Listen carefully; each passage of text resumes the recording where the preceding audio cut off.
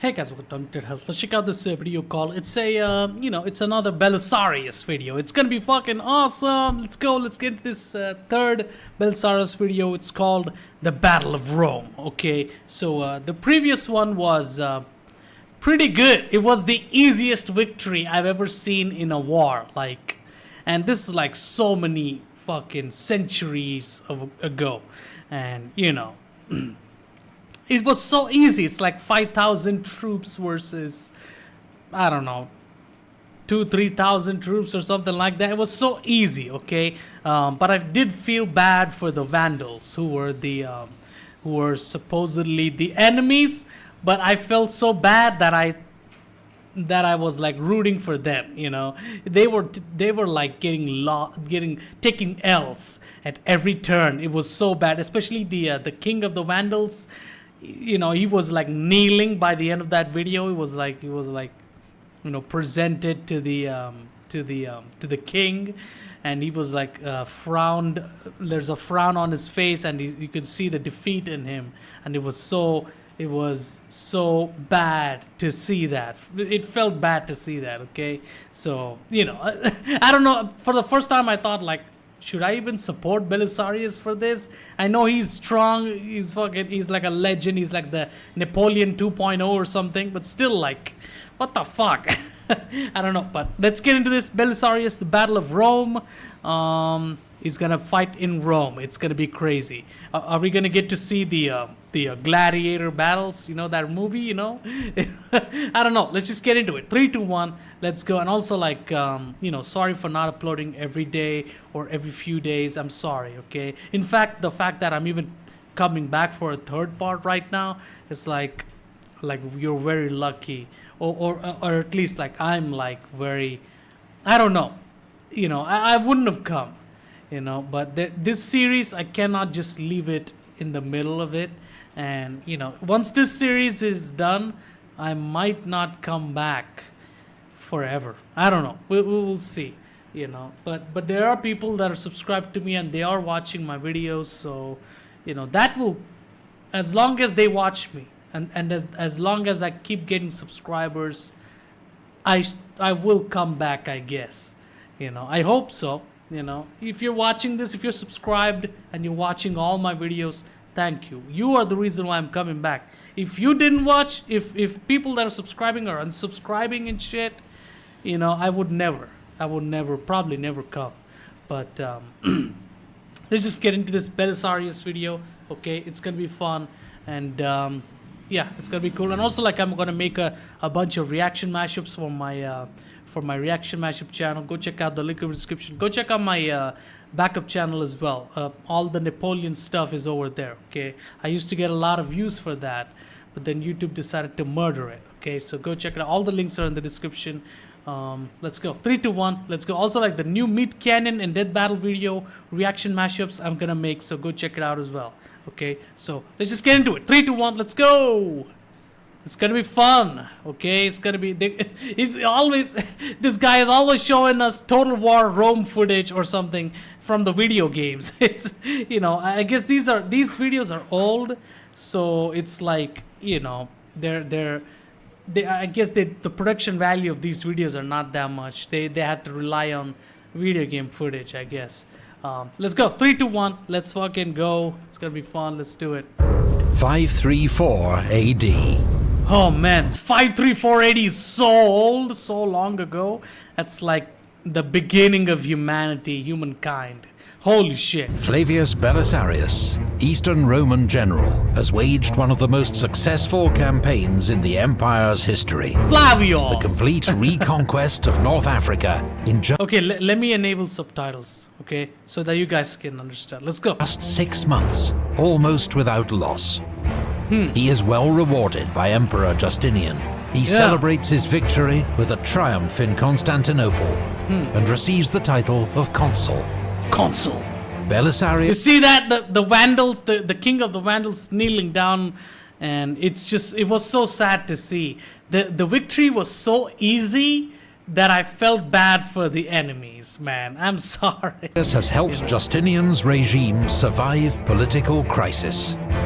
Now his victory offers irrefutable proof of God's divine sanction.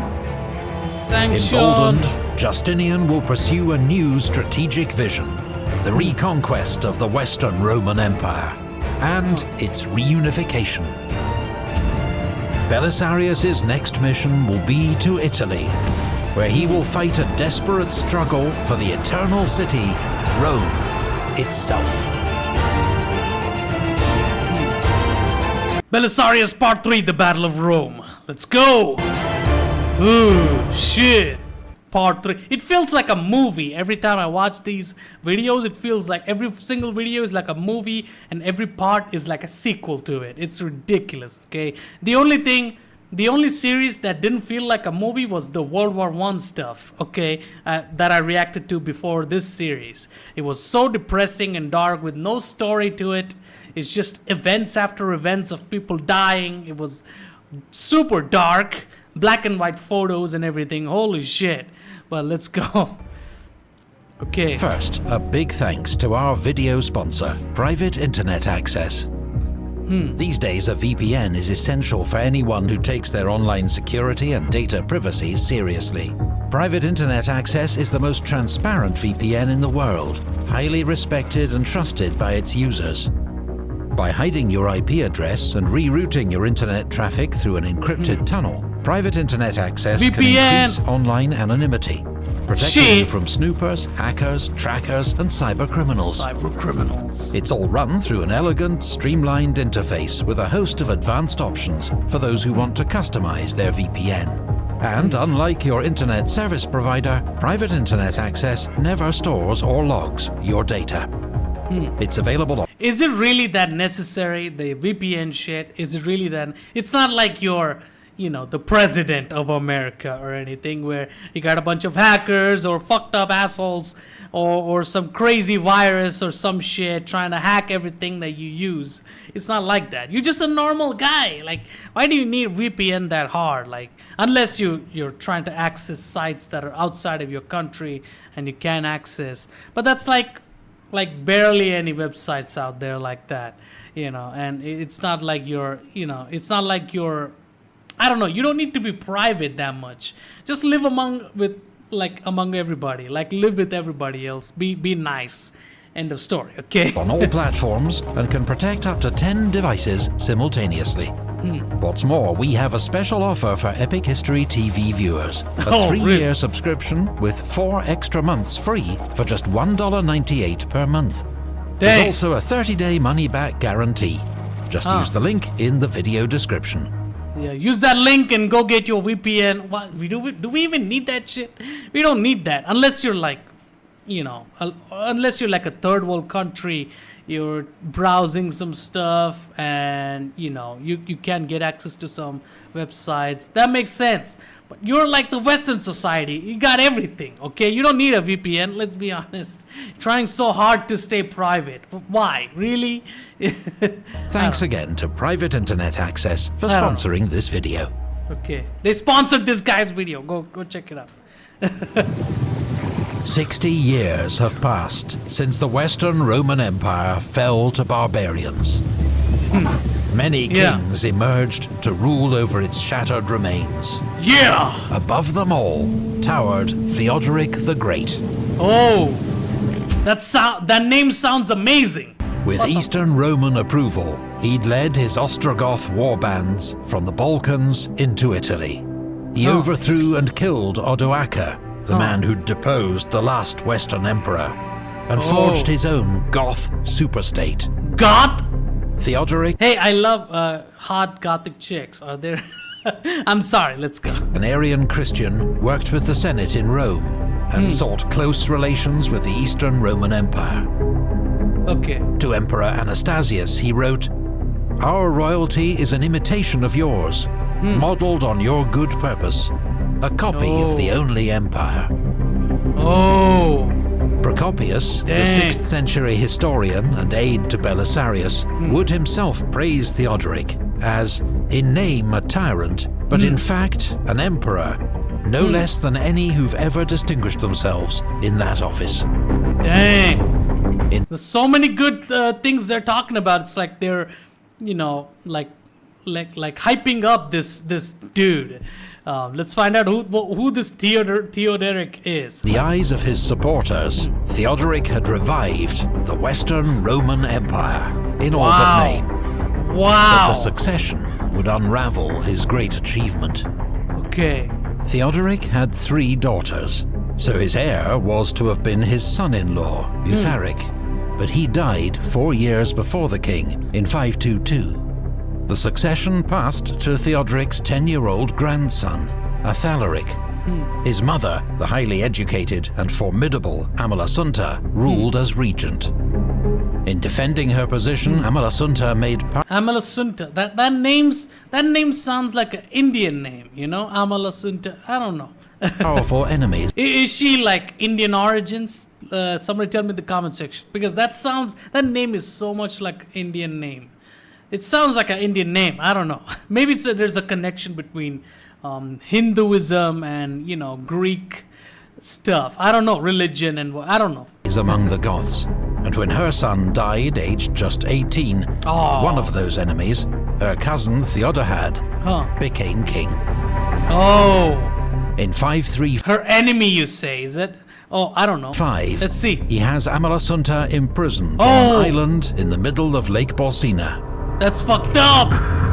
No. Weeks later, assassins arrive. Oh They're God. rumored to be vengeful relatives of men Amalasuntha had killed during her regency. Oh. The daughter of Theodoric the Great is strangled in her bath. Oh my God. Theodahad thinks he can quietly eliminate his rival without repercussions. This is the woman that I saw in the previous video, at the end of the previous video, and I was like, this chick is hot as fuck. How is she dying?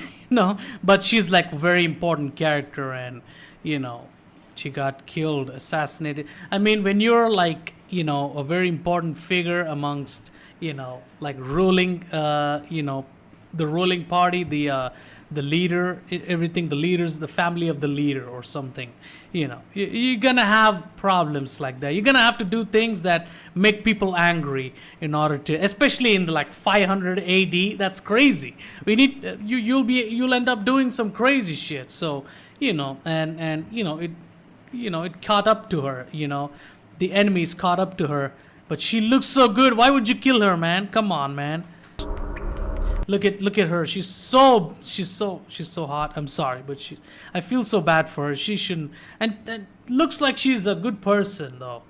Is she a good person, or is she like a completely like a maniac that would kill for no reason or something? Please tell me in the comment section. I would like to know what Amalasuntha is. Like an Indian name. The name sounds like Indian name. So I would like to know more about her. Please tell me in the comment section.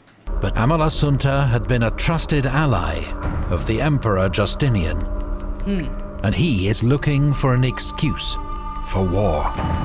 Fuck!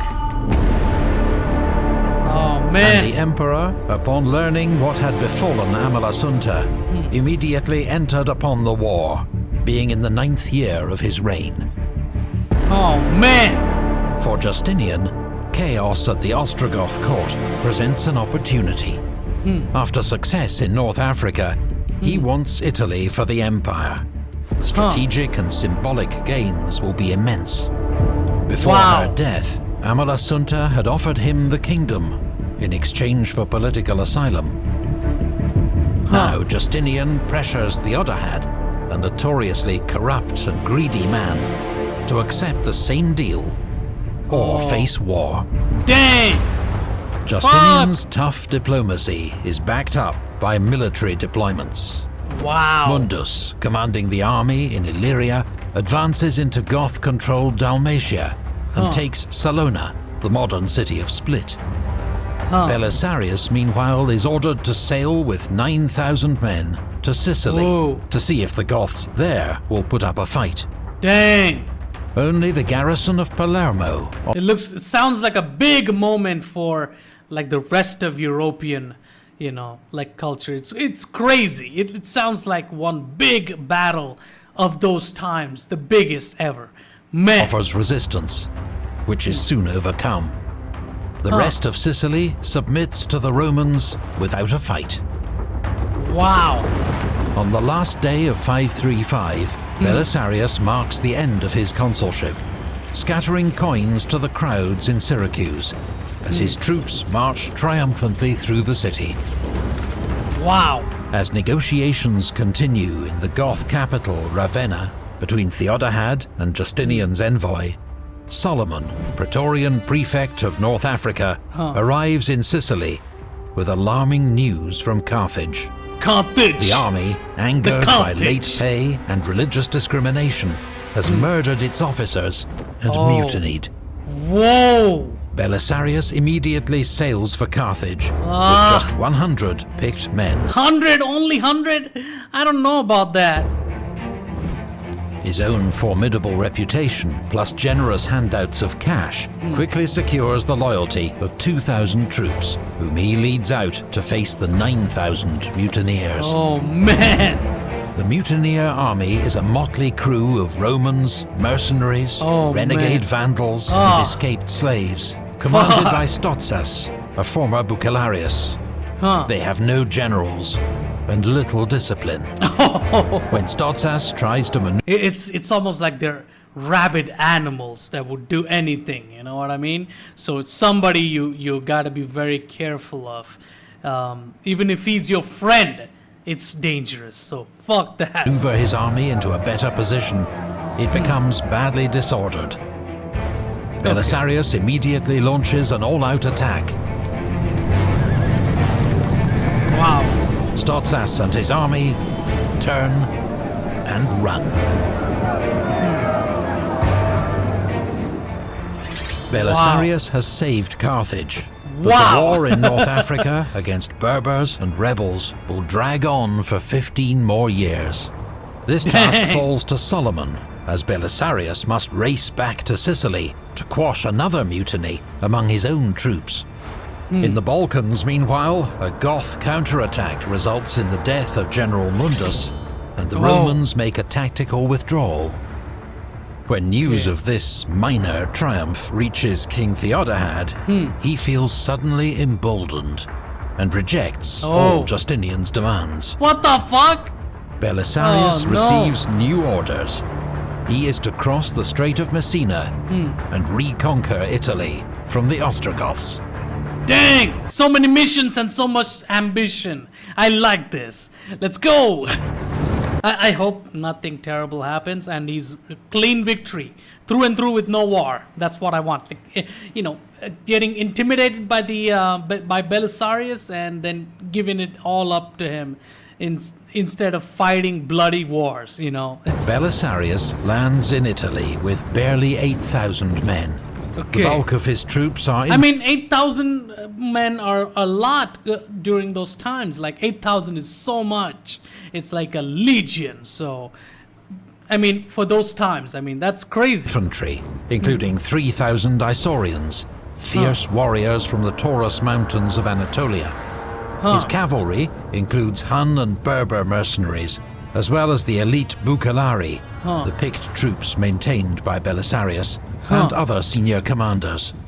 Wow. As in North Africa, he is accompanied on campaign by his wife Antonina, a capable and trusted ally of Empress Theodora. Oh. So that the good. Emperor entrusts the campaign to such a small force, when the Goths can field an army 4 times its size, indicates Justinian's supreme confidence in Belisarius. Man. But it is also a sign that he has badly underestimated the Goths and their will to fight. Oh. Belisarius' So they're just cowards or something? Let's see. His army is welcomed by southern Italians and meets no opposition as far as Naples. Cool.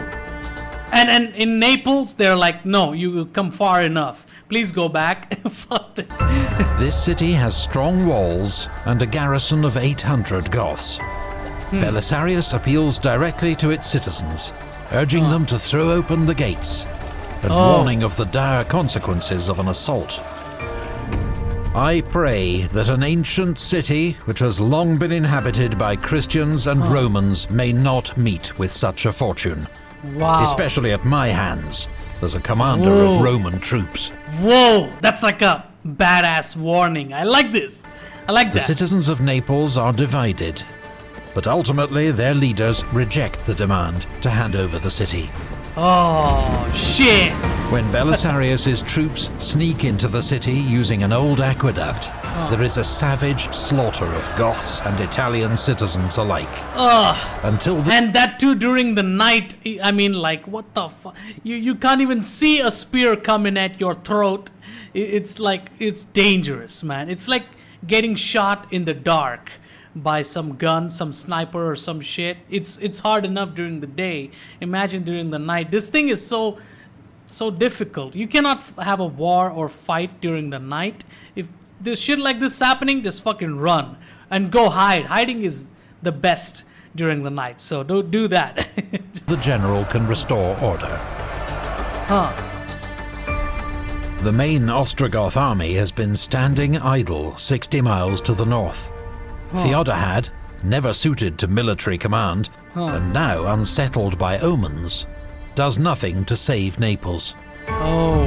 It's his own death sentence. He is deposed and killed.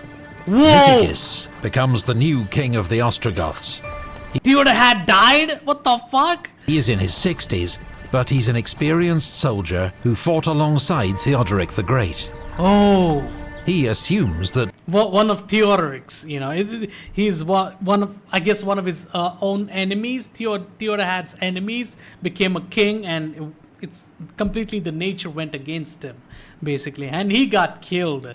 Holy shit, that's crazy, man. Belisarius must be And I wish she didn't die. You know what I mean? Amalasuntha. I wish she didn't die and survived up until now, and she would have been completely free. You know, instead of getting visited by assassins. You know, crazy. leading a large army up from the south, and wants more time to gather his forces. Okay. He also plans to negotiate a truce with the Franks, which will free up more troops for the war against the Romans. So, leaving 4,000 men to hold Rome, Witigis... You know what? When I watch these videos, I get instantly teleported in my mind to those times, and I feel like, wow, man, it would have been so great to be born in those days, even though there's like bloodshed, no proper law and order, anything. It's all fucked up during those days, but you had so much place. You had so much. You could do anything. You could be happy. You could raise a family. But nowadays, it's all cramped and fucked up. Everybody is like, it's just fucked up, man. Today is just, it's a mess today. So, you know, modern day is all fucked up, okay? withdraws to Ravenna. Okay. Belisarius garrisons Naples and advances up the old Roman road, the Via Latina, to Rome. Via But as Latina. he nears the great city, the Goths simply abandon it. Oh, I initially I thought gods are like, holy shit, they're fucking deadly. They are probably dangerous. You gotta be careful. But no, they just keep running. Like, what the fuck? They just keep running. They're afraid of Belisarius so much that they just keep running, man. It's almost like a running competition out here. What the fuck? They march out through the Porta Flaminia, as Belisarius and his army march in through the Porta Asinaria, a gate which, though much restored, survives to this day. Okay. 60 years after the fall of the Western Empire, Rome once more belongs to the Romans. Dang. Belisarius duly dispatches the keys to the city to Emperor Justinian. Rome in the 6th century is still a great city, but a shadow of its former glory. Damn, man. In its imperial heyday, Rome's population had been around 500,000. Wow. Now it's just a fifth of that. But Oh, that sucks. But you know what? All this Roman structures and all this stuff that I'm seeing, this is perfect for humanity, you know? All this technological advancement that we had over the years, all the the fucking social media shit. Especially the social media is like the most useless shit ever. We don't even need that. The internet is one of the worst things, probably the worst thing that ever happened to humanity. Internet is the worst, man. The only things good that it does is let people communicate across different fucking parts of the world, across the world, like you and me. I'm from India and shit. It's just crazy that we could just upload a video and we could just watch, entertain ourselves and shit like that. But this is just enough for humanity. This is good. All that we need now from here is probably like emails or something, and some of the social media, like very important ones. So that's good enough. A little bit of internet or something, or maybe like some of the I don't know, some of the crazy technological, like bullet trains and stuff like that, is probably, those are the only thing that we need. This is just perfect enough. We could just live normally, we don't need to fucking suffer. But today it's all fucked up. This is much better, bro. I would love to be here, It Whatever. remains the seat of the Roman Senate and the Pope, and a city of intense emotional and cultural significance to all Romans. Yeah, the culture is probably super significant and super prominent amongst these times, because there's not much anything else going on other than worshipping to God, and talk about your traditions, talk about what you're doing day to day. God plays a significant role in a society that is like this. In a society like now, God is like the furthest that you can. He is not anywhere close. Not many people think about him unless they go to temples or churches, maintain that tradition. Other than that, not many people are talking about him. That's what sucks. This is the best time to be in. Even if there's like bloodshed and wars and stuff, the best time to be in, bro. Seriously. The city is also notoriously difficult to defend, which is why the Goths have abandoned it. Oh. The famous Aurelian walls are crumbling, and at 12 miles in length are too long for a small army to easily hold. Oh, The man. Goths had also worried that Rome's large population might turn against them. Yeah. Belisarius is down. But eventually Rome has, perished. It died, right? It's no longer the prominent part of European, society. So I don't know. Fuck. to 7,000 men. Not enough to face the Goths in open battle. Oh, man. So he sends detachments to garrison key strongholds along the Via Flaminia, the road to Ravenna, which he hopes will delay the inevitable Goth advance. Huh. While in Rome, he and his men begin hurried preparations for a siege. It feels like Belisarius has no worry about anything. No tension at all. He's like, okay, we're down to 7,000. We're gonna do something, and we're gonna get back up, and we're gonna defeat our enemies. It's so easy for him. He's like, holy shit. He's like the master of, battles, I guess. He's crazy. And also, like, when he shows up to new places, he's like, this is an ancient place of Christianity and amazing stuff. It would be so bad if I ruined it. He's so badass about his, he's so confident. He's so confident that he's like, he comes off as super badass. It's just amazing to see. It's amazing. Okay, let me see if it's recording. I hope it's recording, because I don't want it to ruin. Okay, let's go. Dang! The walls are repaired, and merlons are added. A deep moat is dug around the city. Huh. Oh! A moat! The granaries are filled with grain. All Rome's adult male citizens are conscripted into the city guard. Hey, I want to ask one question, okay? This moat building stuff is seen across the world, even in Indonesia and even in my India as well. It's crazy. This moat structure thing, to protect themselves or whatever that they use it for? Who designed the first moat, and how did it travel? This idea was traveled across the world, and how did it? Is it the natural human conscious, instinct to build a moat, or is it just, it traveled across the world from different countries? I don't know. Can somebody tell me in the comment section how is this moat idea?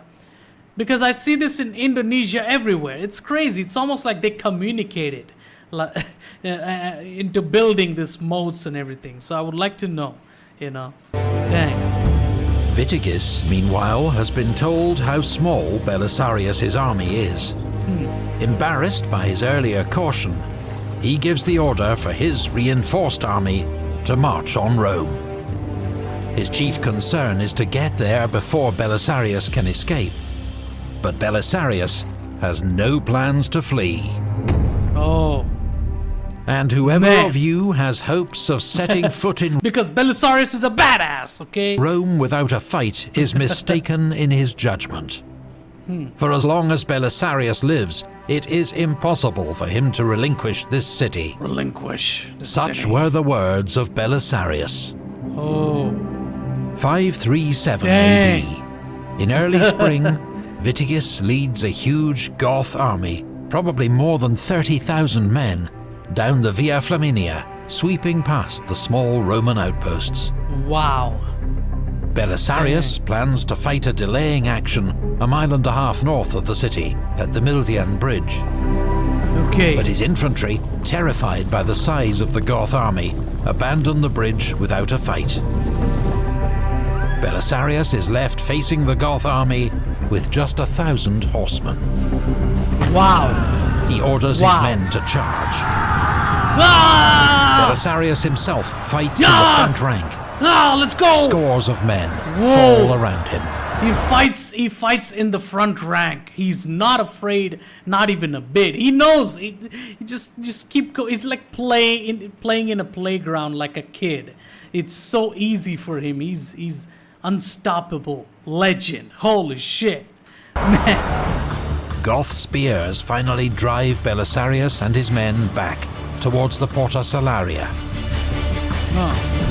At first, its defenders don't recognize Belisarius, covered in dust and gore, and won't let him in. He's forced to launch another desperate charge to drive the Goths back from the walls. Finally, the gate is opened, and he and his men get back into the city. Dang! The siege of Rome begins. Let's go! The city is too large for Vitigis to completely surround. He builds 7 fortified camps north of the city and cuts the aqueducts that have supplied Rome with water for 800 years. Dang! There will be The fucking irrigation system, the fucking waterway system, it must be so complicated. It's insane, man. And wow. And to build all this during those times, that's like, wow, you need like intelligence number 9,000, to make this kind of, like a functionable, fantastic area like this with, bustling population and culture and everything. Just crazy. be no baths for the Romans, but the city's wells will still supply drinking water. When Belisarius rejects calls to surrender, the Goths begin building rams, ladders and siege towers for a major assault.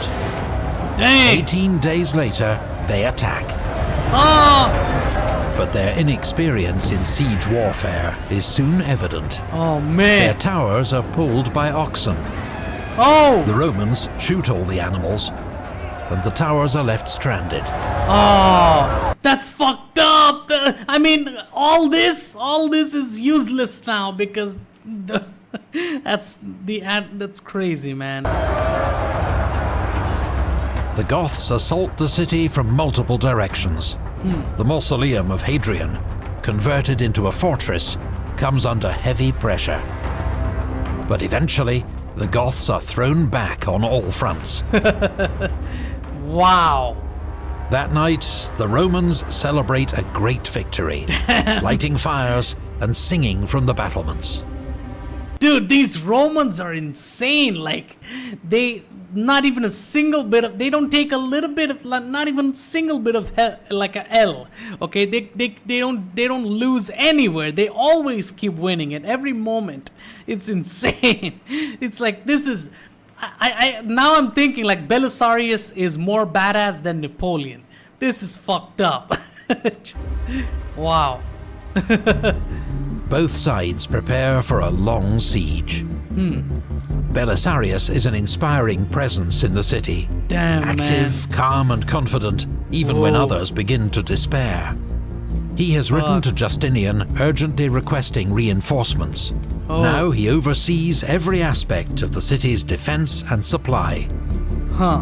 He orders all non-combatants to travel south to Naples, so there are fewer mouths to feed. He has the keys to the gates changed regularly to reduce the risk from treachery, while his Berber mercenaries patrol at night with dogs to detect any surprise attack. His wife, Antonina, also takes an active role. When the Pope is suspected of conducting secret talks with the Goths. I like how Belisarius has a wife, and very loyal and faithful and wonderful. She's supporting figure, and it's like so amazing. I like this. This is what we need nowadays, instead of divorces and, you know, cheating and fucking, you know, fucking infidelity, or, you know, the society nowadays is fucked, man. Fuck. She demands, "Tell us, Lord Pope Silverius, what have we done to you and the Romans to make you want to betray us to the Goths?" Wow. The Pope is She's also very, like, almost like an authoritative figure. She's no less than Belisarius. She's a badass too, and it's like, what the fuck? That's crazy. And you know, it's like, it's so amazing to see you know, like a husband and wife like that. It's crazy, because nowadays it's like, you know, nobody cares about each other. There's like sexual fucking liberation so hard that all the traditional roles are completely, almost like they're useless now or something. It's so fucked up, man. Last I checked, like the Western society has like 60% or 70% or something, you know, divorce rate. That's fucking insane. That's insane, bro. And the people that are, you know, still staying in marriage, it's like, what the fuck? You know, they are. I'm surprised that they're still like that, because, you know, nowadays it's all pornography and Instagram models with lip injections and fucking terrible shit. Okay, so I rest in peace. At least Rome died, you know, I don't know, maybe wasn't as bad as it is now, and died much better way. I don't know, it's crazy. Let's go. Arrested and sent out of the city. A month into the siege, Belisarius receives much-needed reinforcements. 1,600 cavalry, mostly Huns and Slavs, led by Martinus and Valerian. Belisarius has seen that the Goths have no mounted archers. Now he can use his own to make hit-and-run attacks against the enemy. A few hundred horsemen will ride within range of the Goths, shower them with arrows, then fall back under covering fire from the city walls. Procopius counts 67 actions of this type, both large and small. Almost all are won by the Romans because of their superior cavalry. The victories raise morale and frustrate the enemy, but they will not break the siege. Dang! And also, like, they're using like wooden shields. I don't think that shit gonna last too much, especially when like shitload of arrows are falling down, like the end of that 300 movie, you know?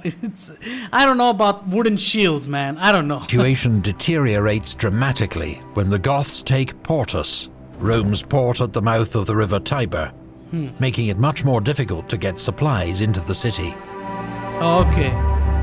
By September, 6 months into the siege, hunger and sickness begin to take hold. Even the army's mules are killed to make sausages. The citizens of Rome beg Belisarius to stake everything on one decisive battle for the city. Wow, okay. But he refuses, telling them, "You act as though you were playing dice and want to risk everything on a single roll. Whoa. But it is not my custom to choose the short course over the best course." He's very careful. He knows what to do. He has a plan. He goes through a planning of his own, and and it always works. So that should tell you his mind, how it works. His mind must be so complicated, and so there has to be some kind of a vibe to it, that if you feel and you can connect to him, and you probably will have like the most strongest society, or strongest army ever. Like, holy shit, this guy is no shit. He's he's super fucking popular because of that, because of how he thinks. You know what I mean? That's crazy. What a great personality that we're seeing. Let's go. Instead, Belisarius sends Antonina and Procopius to Naples, with instructions to use his authority to requisition all grain and every soldier who can be spared, and send both to Rome. 500 men and a convoy of supplies are soon rolling up the Via Appia. Oh, okay. They're followed by 1,800 cavalry reinforcements, who land at Dryas, modern Otranto. That's a lot. Then Major bonus, 1,800 for 5,000. That's crazy. That's amazing. That's like instant support by God himself. That's crazy. 3,000 Isaurians arrive at Naples aboard grain more ships and travel on to Ostia by sea. After months of delay, the vast resources of the Eastern Roman Empire are finally coming to Belisarius' aid. Yeah! The garrison of Rome launch a series of diversionary attacks on the Goths. These allow the supplies under... Hey, can somebody tell me why are they called Goths? Please tell me, because I keep thinking of those hot Gothic chicks, those really hot Gothic chicks. I love them. Instant turn on. Please tell me why are they called Goths or whatever, please. Because that name, I don't know. Is there something dark about them? Are they like blood-sucking, dangerous terrorists or something? I don't know. Please tell me. I would like to know. Antonina's direction to slip into the city. The threat of starvation is ended. Oh, man. It's the last straw for Vitiges. Oh, man. His own men have been camped outside Rome for almost a year, harassed by the enemy, themselves decimated by disease and hunger. Oh my God! They're getting harassed by the enemy, because the enemy is like, they're like, what are you doing there looking at us? How long are you gonna stay there? Let's just go and bully them or some shit. It's just fucked up, man. And like nobody, like humiliating defeats and insulting and really bad treatment and completely failing hardcore the enemies of Belisarius. I keep seeing that, and I keep feeling bad for the enemies, because Belisarius is like unstoppable badass. It's insane. Oh man, I feel bad for this Vigides or whatever his name is. I feel bad for him, bro. Fuck. The Ostrogoth king asks for a truce to open negotiations with the emperor. He offers Justinian all of southern Italy, but it is not enough. The initiative has swung to Belisarius. Okay. Belisarius has sent an elite force of 2,000 cavalry, commanded by John, north into Picenum, behind enemy lines. That's a decent-sized enemy. That's cool. When the Goths break the terms of the truce, Belisarius orders John to unleash hell. Whoa! The Goths had one fucking chance to be in truce and maintain peace. They fucked that up. Now it's all fire and hell and brimstone. It's fucked up.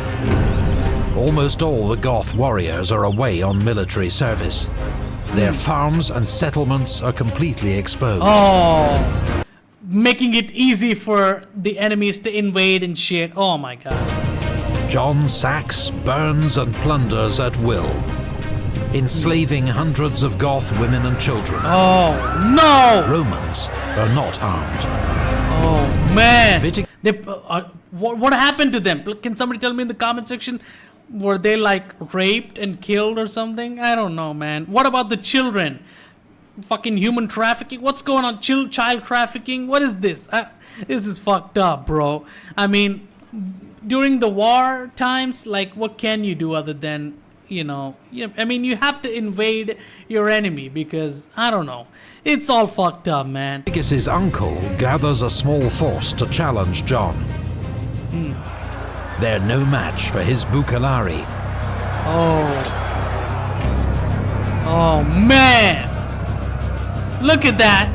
John ignores the Goth strongholds at Urbino and Auximum, but at the invitation of its citizens, occupies the walled city of Ariminum, just 30 miles south of the Ostrogoth capital at Ravenna. Viticus has no choice but to abandon the siege and march north to defend the Goth heartland. Wow. Fuck.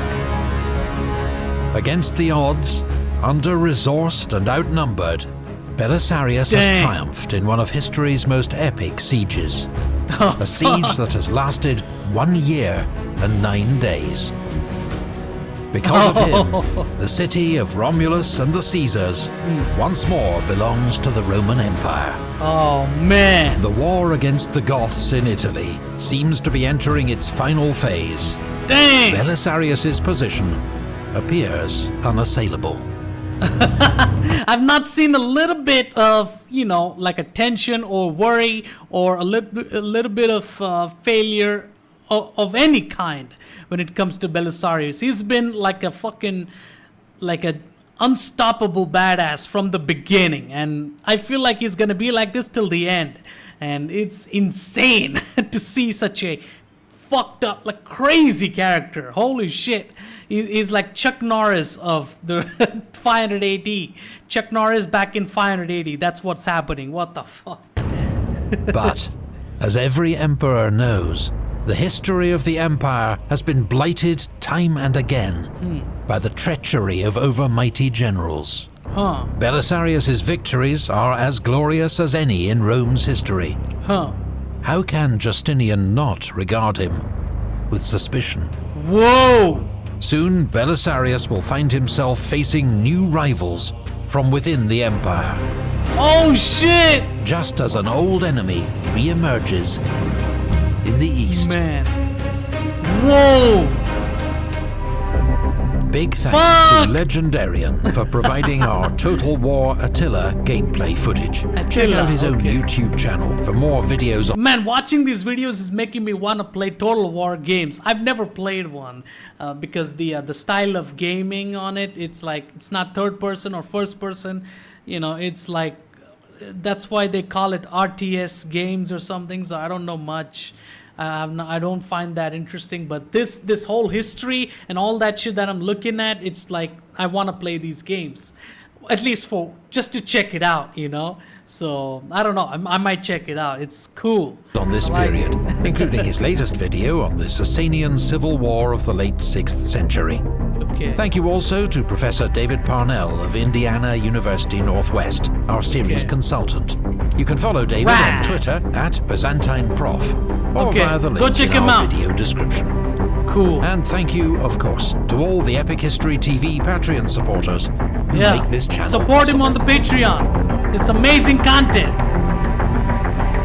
Alright, that's it. I see that he uploaded a new video just now, but it's like all parts HMS Victory. I will get to that and probably react to that as well. But wow, man, what the hell? This is a crazy good series and an unstoppable crazy figure like Belisarius in the middle of all of this. It's like, wow, so amazing. I love this shit. I love this, okay? So I'm finally saying it. Belisarius is 10 times more badass than Napoleon. No disrespect to Napoleon. I love him. He's a legend.